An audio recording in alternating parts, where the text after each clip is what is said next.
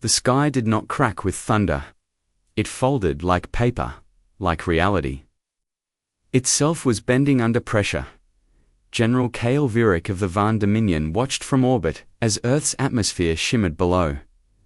Blue oceans, white clouds, soft, fragile dot. Primitive, he had conquered 12 systems. He had broken 3 spacefaring empires. He had never lost a surface engagement. Target world designation? He asked calmly. Cell 3, his tactical officer replied. Local species calls it Earth. Kale studied. The scans again. Oxygen-rich atmosphere. Liquid water. High biodiversity. Industrial but inefficient technology. Chemical propulsion. Explosive-based weapons. Metal hull construction. No energy shielding. No plasma cannons. No plasma cannons. No Mech-class planetary. Guardians. He almost smiled. Deploy the Titans. Behind his command vessel, 3 massive Van warframes moved into position. Each stood 60 meters tall. 6 legs. 4 plasma cannons. Adaptive. Alloy armor. Designed to crush cities. Designed to break morale. Designed to end wars before they truly began. They still use ground vehicles with rolling tracks. One officer said quietly, tracked armor. Another added with slight amusement. Kale's golden eyes narrowed. Tracked armor against Titans. The bridge crew chuckled softly. This would be quick. On Earth, Captain Daniel Reyes stood beside his tank. Steel hull scarred from previous fights. Dust dash covered. Not sleek, not beautiful, but alive. The sky flickered above. Pangiam then burned red. He did not need a telescope. He could see the alien ships with his naked eyes. They're coming down, Sergeant Brooks muttered. Daniel nodded. All units. Move to defensive grid. There was no panic in his voice. No fear, just focus. His tank crew climbed inside. Engines roared. Tracks bit into dirt around him. Dozens of other tanks rolled into position. M1A9 Abrams, upgraded rail-assisted cannons, reactive armor, drone support, missile, batteries hidden across the valley. They looked small, very small. Compared to what was descending, the first Titan landed 3 kilometers away. The ground shook. Birds scattered, trees bent from the shockwave. It rose from its landing crouch slowly, massive, towering. A walking fortress. Its cannons hummed to life. Daniel stared through thermal optics. Well, Brooks muttered, inside the tank. That's not a cartoon robot. Daniel adjusted his mic. All units hold fire. The Titan took its first step. The earth cracked beneath it. Then plasma lanced out. The forward bunker vanished, in white fire exploded. Gone, double quotes now, Daniel said quietly. The valley exploded. Dozens of tanks fired at once. Not lasers, not plasma. Kinetic. Penetrators. High velocity depleted, uranium rounds. The sound was not clean, it was thunder, raw. Violent, human. Rounds. Struck the Titan's legs, its chest, its joints. Explosions rippled across its armor, but it did not fall. The Titan turned its upper body. Adaptive plating shifted. Its cannons tracked targets instantly. 3 tanks disappeared in plasma fire. Daniel felt the heat through his optics. Spread formation. Flank left. The humans moved. Not retreating. Shifting like wolves circling something larger. The Titan fired again. Another explosion. Another tank gone. Daniel's loader slammed. Another shell into place. Target joint section, left rear leg on it. double quotes fire. The shell screamed through air. Struck the joint. This time, the Titan staggered just slightly, but it staggered inside. The alien warframe cockpit, Van pilot Zartel, frowned.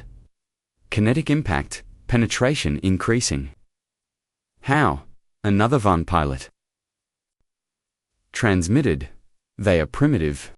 Primitive doesn't mean weak, Zartel muttered. Daniel saw the stagger. He smiled. They can bleed, sir. They can bleed. Sir, they can bleed. All units, Daniel transmitted calmly. Concentrate fire on joints. Ignore center mass. The valley roared again. Focused fire. Relentless. Precise. The Titan took 2 more steps. Then its left leg buckled. Plasma cannons fired wildly as balance failed. And then, the giant war machine collapsed. The ground shook harder than its landing. Smoke, fire, silence. Inside. Inside. Orbit. General Kale Virik stopped smiling.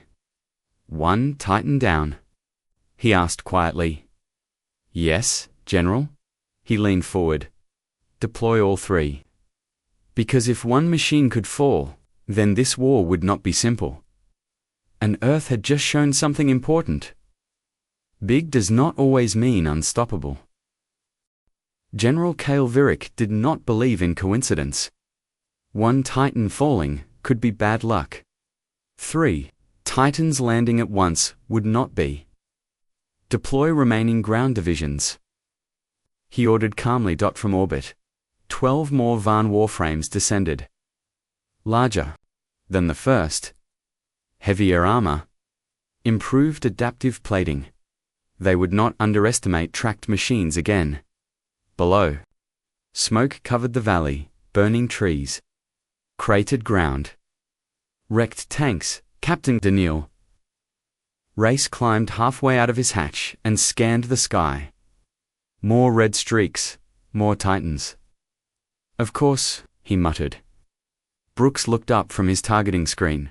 That's a lot of legs. Daniel dropped back inside the tank. All units fall back to Ridgeline Bravo. A younger lieutenant responded nervously. Sir, we just dropped 1. Why retreat? Daniel didn't hesitate. Because now they know. Silence. Then obedience. Human tanks began pulling back, slowly, intentionally. Not running, repositioning. The Van Titans landed closer this time. Spread formation. Long-range plasma fire began immediately. Entire defensive positions vanished. Earth trembled. Again. Inside the alien command link, pilot Zartel transmitted calmly. They are retreating. General Kale watched carefully. No, they are drawing. Zartel paused. Drawing? Into terrain. The Titans advanced, heavy legs, crushing stone. Plasma cannons. Sweeping across the landscape, human forces continued falling back into a narrow mountain pass. It looked like desperation. It looked like fear. It looked like collapse. But Kale's eyes narrowed. Thermal scans. Multiple heat signatures within mountain walls. Kale exhaled slowly. So, not fear. Inside the canyon, Daniel's tank engine roared harder. Rock walls towered on both sides. Dust thick in the air. He switched channels. All batteries ready. A calm voice replied. Artillery ready. Missile batteries. Locked. Drones. Eyes in the sky. Daniel nodded once. Wait for my mark. Behind them, the first Titan entered the canyon, then another, then 3 more. Massive machines forced to walk single-file plasma cannons, firing forward. They expected ambush. They expected missiles from above. They did not expect silence. The canyon? Went quiet. To quiet. Inside the lead Titan cockpit, Zartal adjusted scanners. No visible threats. Proceed, Cal ordered. The Titans moved deeper. When the sixth Titan entered the canyon, Daniel spoke one word. Now, the mountains exploded. Hidden artillery batteries fired from reinforced bunkers carved inside the rock. Hundreds of high-velocity shells rained down from above. Guided missiles launched from concealed silos. Not aimed at center mass.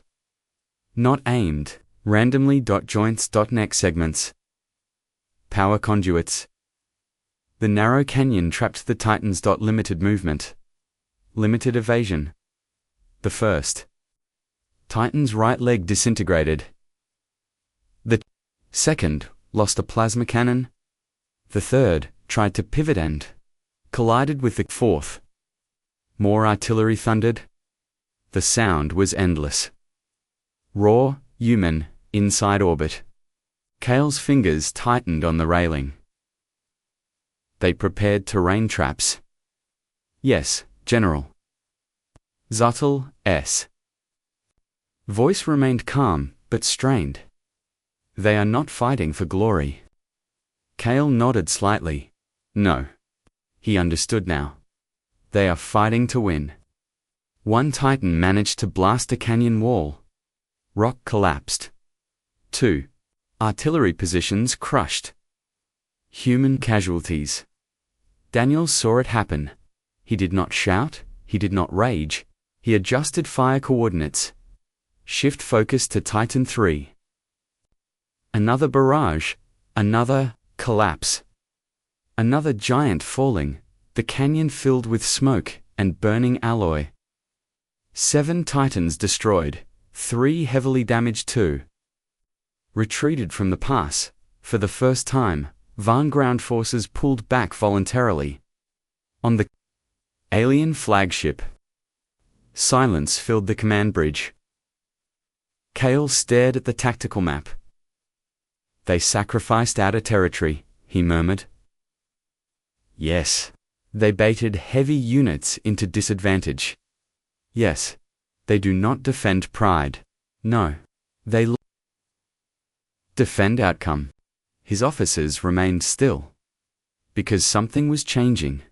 Slowly, dangerously, Cal. Virik finally understood something. Critical. Humans did not charge blindly. They did not duel for honor. They did not fight for spectacle. They studied. They adapted. They shaped the battlefield, and then they crushed what stepped into it. Cal turned toward his senior strategist. Deploy Phase 3. The officer hesitated. General, Phase 3 is orbital sterilization protocol. Yes, that will kill millions. Cal's voice did not shift. They have already killed thousands of ours. He paused. And they are not slowing down. Above Earth, alien warships began repositioning. Massive energy arrays charging. Not for Titans. Not for ground assault, for something far worse. On the surface, Daniel's comb officer went pale. Sir, orbital weapons powering up. Daniel looked toward the sky, then toward the mountain cities behind him. He exhaled once. Then we changed the game. The sky turned white. Not from sunlight, not from fire. From energy building in orbit. Captain Daniel Reyes stood on top of his tank again. Staring upward. Alien warships had shifted formation. Not defensive, not support. Offensive, massive, circular, arrays. Opened beneath their hulls, blue light gathered inside them. Orbital sterilization weapons. They're not targeting us. Brooks whispered inside the tank. Daniel zoomed through his visor. The targeting grids were not on the battlefield, they were locked onto cities. Population centers. Infrastructure, hubs. The aliens were done playing ground war.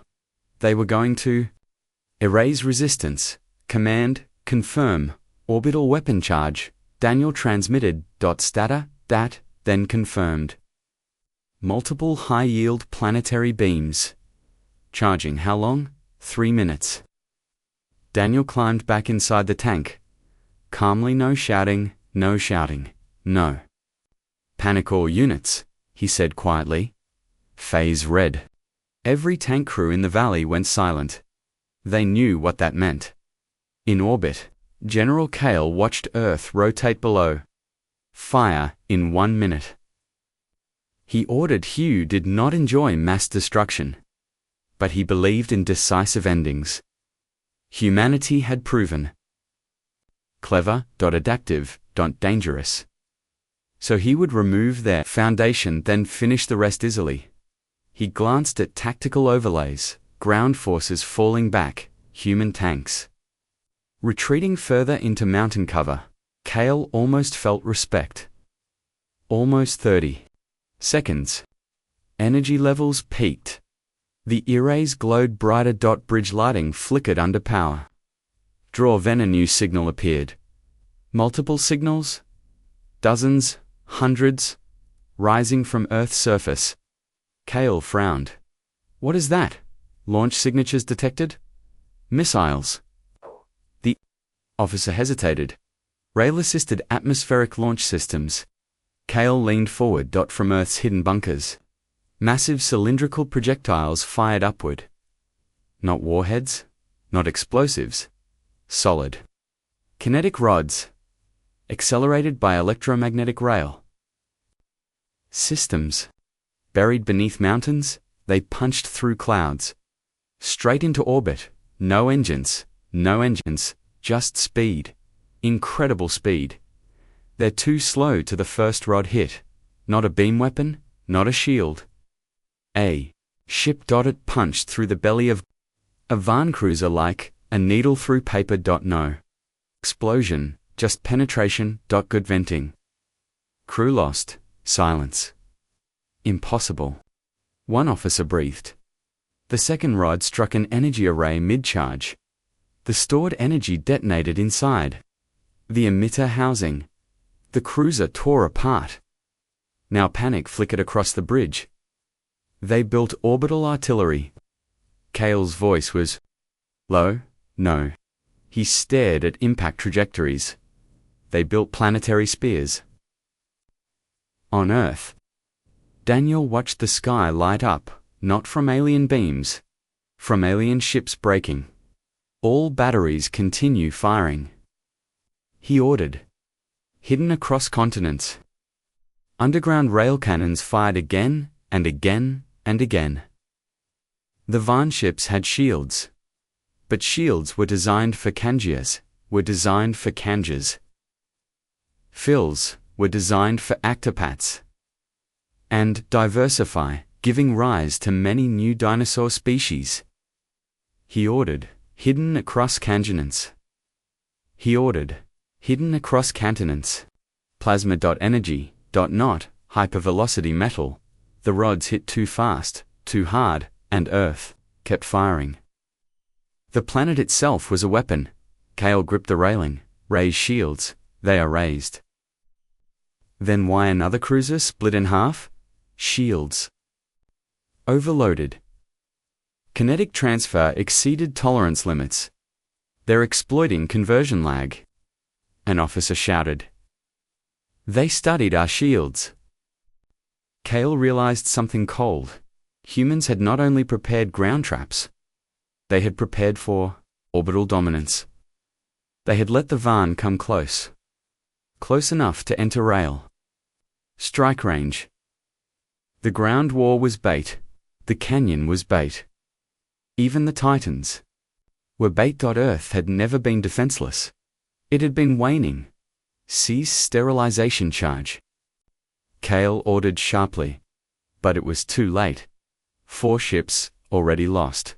3 damaged. Formation broken. More rods incoming? General, his strategist said carefully. They weaponized gravity. Kale watched another impact rip through his fleet. No. He corrected quietly. They weaponized patience. On the surface, Daniel allowed himself one breath. Just one. Brooks laughed nervously. So we just stabbed their fleet with metal sticks? Daniel gave a small smile. Sometimes the old ways work best. Above them, alien ships began pulling back. Not retreating fully, but increasing altitude, increasing distance, breaking optimal firing windows. They had underestimated Earth's range, underestimated human preparation, underestimated humans. Again, inside the alien flagship, Kale stood tall. Recalculate. We are beyond optimal kinetic range. Then, we adapt. He did not believe in defeat, but he no longer believed in easy victory either. Prepare atmospheric denial drones. New holograms appeared. Small, fast, numerous. Designed to hunt infrastructure. Designed to disable launch systems. Designed to finish what titans and beams could not. Kale's golden eyes narrowed slightly. If humans want a war of adaptation, his voice hardened. They will have it. On Earth. Radar screens lit up again. This time not large ships, thousands of small signatures, fast descending. Daniel stared at the display. Well? Brooks muttered. They didn't quit? Daniel nodded slowly. They never do. He switched channels. All units prepare for anti-drone protocol. Because humanity had just proven something important. But war was not one move, it was many. And the aliens were learning.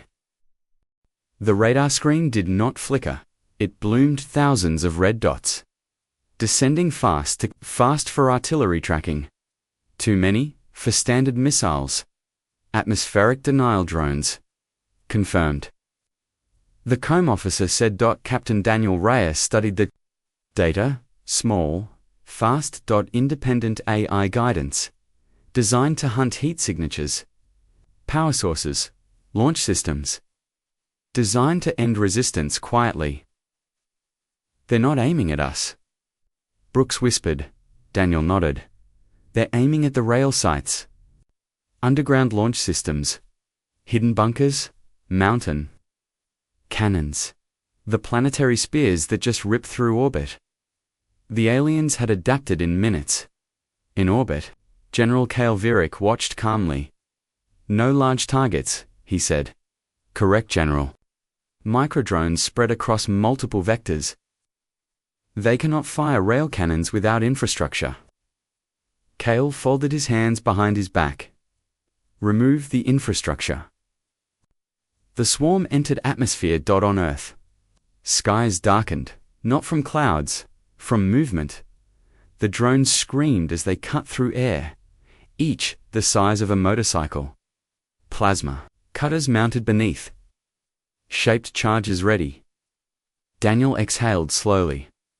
All units, Iron Curtain. Across valleys and cities, a different system activated. Not tanks. Not RAILGUNS. Point offense grids. Hidden anti-air cannons emerged from beneath dirt and concrete. Old technology, rapid-fire. Kinetic flak bursts, simple, reliable. The sky erupted. Thousands of shells exploded in midair. Metal fragments filled the airspace like deadly rain. Drones burst apart by the hundreds, but more kept coming. They weaved. They adapted flight paths. Instantly, AI versus human fire control. Daniel switched frequencies. Activate. Civilian shelters. Shut down all non-essential power. Cut thermal signatures.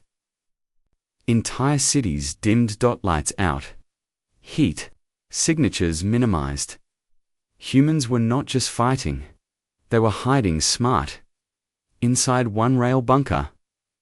Technicians worked fast. Drone penetration in outer tunnel. Security cameras showed metallic shapes slicing through reinforced doors. Manual override detonation. Someone asked. The bunker commander shook his head. Not yet. We hold above ground. Tanks repositioned, not for Titans.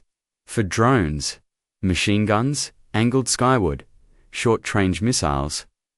Launched in tight bursts, drones hit the valley like a metal storm. Some slipped through explosions, shook mountains, to rail. Launches went dark. Daniel watched the map update. Red markers. Blinking off. He clenched his jaw. Redirect fire to Sector Echo. The valley thundered again. But the swarm was relentless. In orbit, Cale nodded slightly. They lose infrastructure. Yes, General. How many rail systems remain active? 40%. Cale's eyes narrowed. They protected redundancy. He almost smiled. Interesting. He turned to his strategist. Prepare ground reinsertion. Titans again. No. Cale looked at Earth, slowly rotating. They counter large threats. Well, then what? Send smaller hunters? On Earth, the swarm began thinning. Anti-air grids, tearing them apart. Human fighters scrambled from hidden airfields. Old jets. Upgraded engines, carrying kinetic. Interceptor missiles. They tore through the remaining drones at high altitude. After 15 brutal minutes, the sky cleared. Smoke drifted, mountain scarred. 2 rail systems destroyed, 3 damaged, but most survived. Daniel leaned back inside his tank, breathing steady. Brooks exhaled loudly. That was close. Daniel nodded once. They expected panic. But we held. Yes. But before relief could settle, new alerts flashed. This time, ground-based. Multiple heat signatures. Small, fast, not Titans. Contact. Multiple alien infantry pods landing beyond Northern Ridge. Daniel frowned. Infantry? Yes, sir. Powered suits, smaller, agile. Not towering warframes, not massive walkers, smart, compact, adaptive, Cale had learned. Inside orbit, the general watched landing pods streak downward. They rely on tanks, he murmured. They rely on heavy armor. He tapped the control. Let us see how they fight close. On the surface, Daniel climbed halfway out again. Through binoculars, he saw shapes moving between trees. 6 meters tall, bipedal. Sleek. Energy. Blades mounted on arms. Plasma carbines glowing. Fast, very fast. Brooks swallowed. They're not giants. Anymore? Daniel lowered the binoculars. No. He grabbed his radio. All units switched to urban grid tactics. Tanks are slow for that, sir. Daniel's voice stayed calm. Good thing we're not alone. Across the city edge. Garage doors rolled up, not military bases, neighborhood garages. From inside walked human megas, not 60 meters. Tall, not 20.4 meters. Compact, industrial. Exoskeleton frames modified for combat. Mining rigs converted. Construction suits upgraded. Armed with rail, shotguns, shield plates welded on. Civilian tech turned war machine. Brooks stared. Since when do we have those? Daniel gave a small smile. Since we realized big targets die first. The human walkers stepped forward to meet the alien hunters.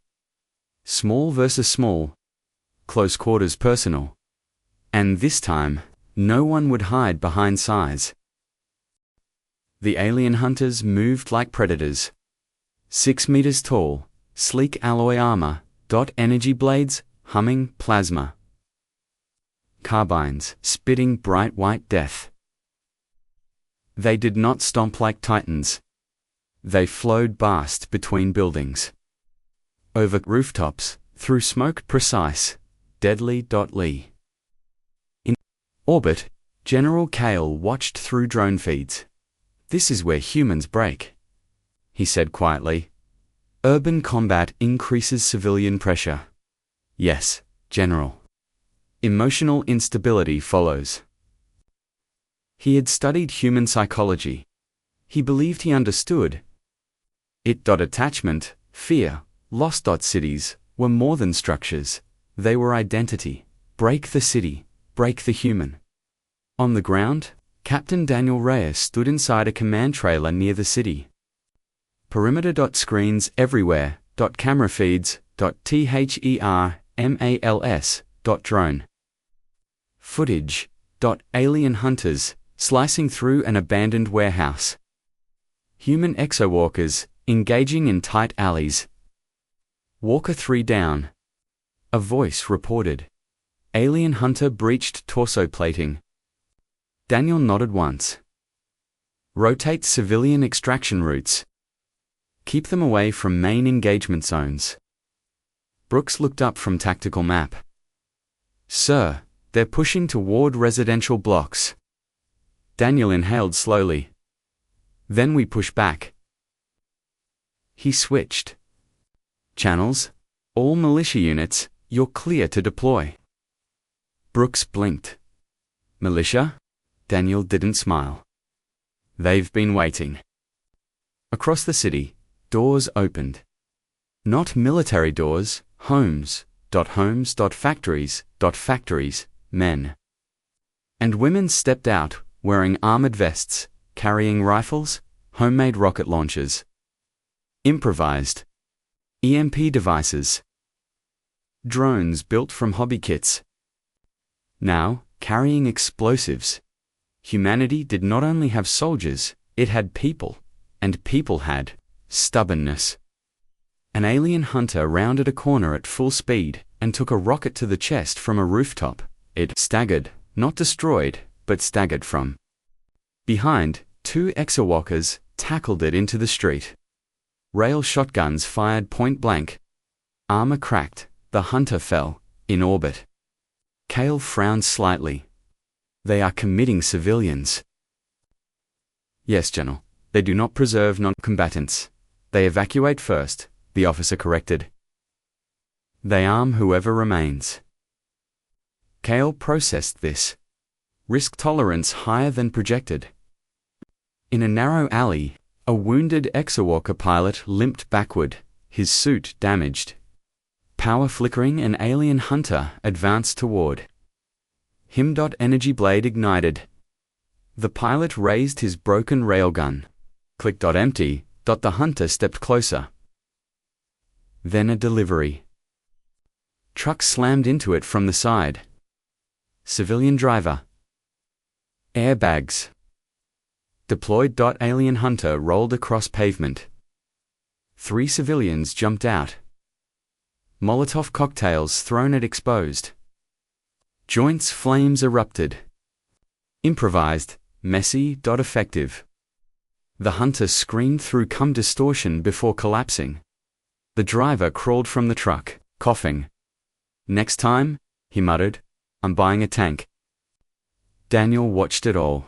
Every street, every alley, every act. No formation, no perfect discipline. Just waves of resistance. Humans did not retreat when cornered. They multiplied in orbit. Kale's strategist spoke carefully. Casualty projections rising. "For us?" Kale asked. "Yes, General. They are not fighting like a structured army." "No." Kale leaned closer to the tactical display. "They are fighting like a species." He saw something now. Something uncomfortable. The humans were not preserving resources for later. They were committing everything from soldiers, to mechanics, to drivers, to civilians. Every available body became resistance. They do not measure cost. "The way we do?" Kale murmured. "No, General. They measure survival." On Earth, the tide began shifting. Alien hunters were deadly one-on-one, but in groups. Against swarming humans. Against unpredictable flanks. Against homemade explosives. They fell, one by one. Then by squads. Then in clusters.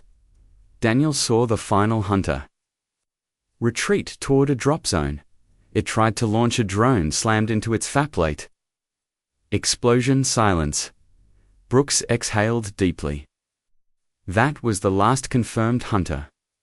Sir Daniel nodded. Status city, damaged, but standing, and civilians. Losses? Brooks said quietly.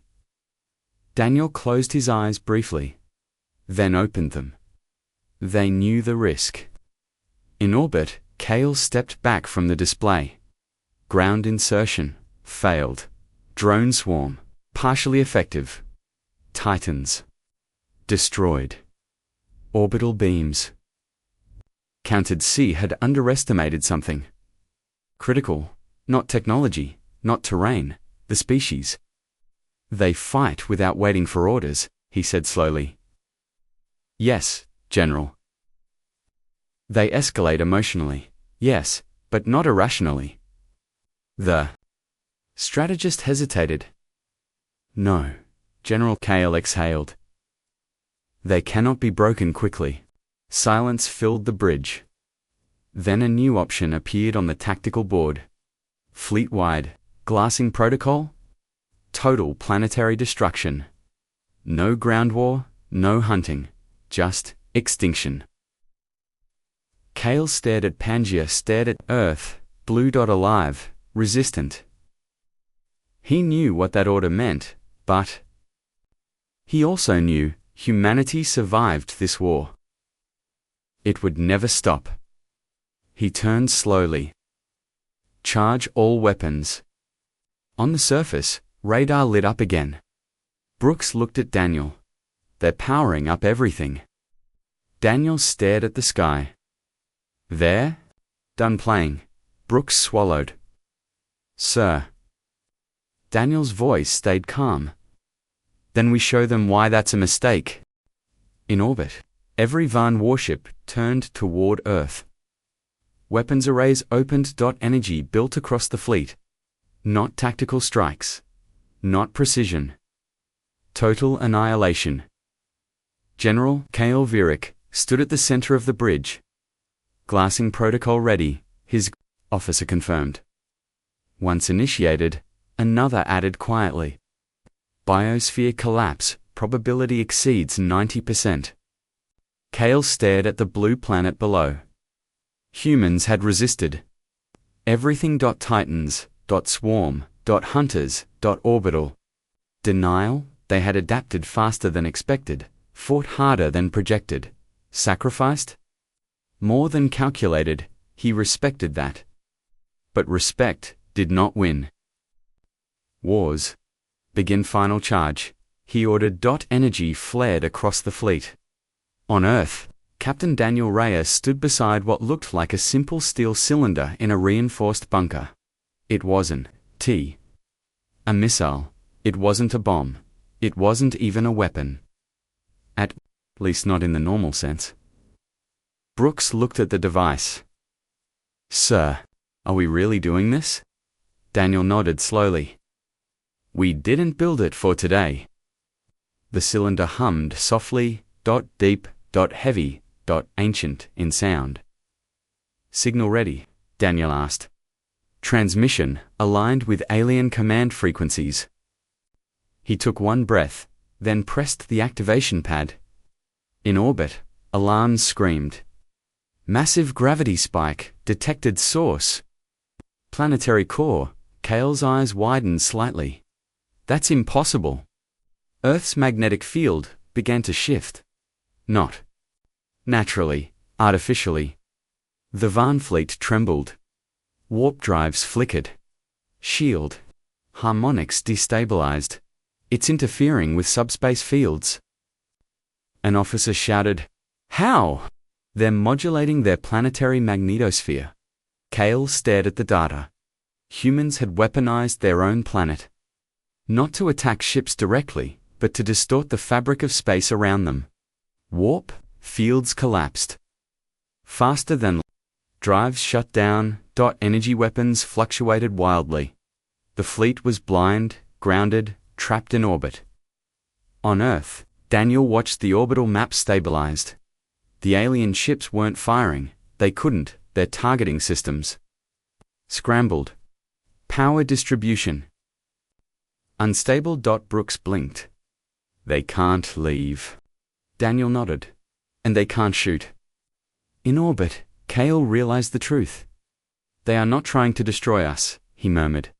They are disabling us. Yes? Earth's planetary magnetosphere was generating a controlled distortion field. Not lethal, but suffocating to advanced alien systems. The Van fleet relied on delicate energy harmonics. Humans relied on steel. Combustion. Kinetics. They could fight without fragile fields. The Van could not. Cale lowered his head slightly. Status of fleet? Operational, but weapons unstable. Warp offline. We are locked in standard orbit. Meaning vulnerable. Very vulnerable. Below them, planetary rail systems were charging again. Cale understood now. If he continued, he would lose everything. Not just ground forces, not just ships. The entire fleet. He looked at Earth one more time, blue, alive, defiant. Seize attack, preparations, he ordered quietly. General, open transmission channel. On Earth, Daniel's console flickered. Incoming alien signal, he answered. General Cale appeared on screen. Controlled. We underestimated your species, Cale said plainly. Daniel did not smile. You? Did Cale studied him? You fight differently? Daniel nodded once. We survive differently? Silence stretched. Then Cale gave a single nod. We withdraw. Behind him, alien ships slowly repositioned, not charging weapons, not advancing, retreating. As the fleet pulled away from orbit, Brooks exhaled. They're leaving. Daniel looked up at the sky, the red glow fading. Good, Brooks hesitated. Sir, what do you think they'll tell the rest of the galaxy? Daniel gave a small, tired smile. The truth. And what's that? He turned toward the horizon where smoke still rose from the city. That Earth isn't fragile. Above them, the last alien ship slipped into the darkness of space, and, somewhere, across the stars, a message would spread.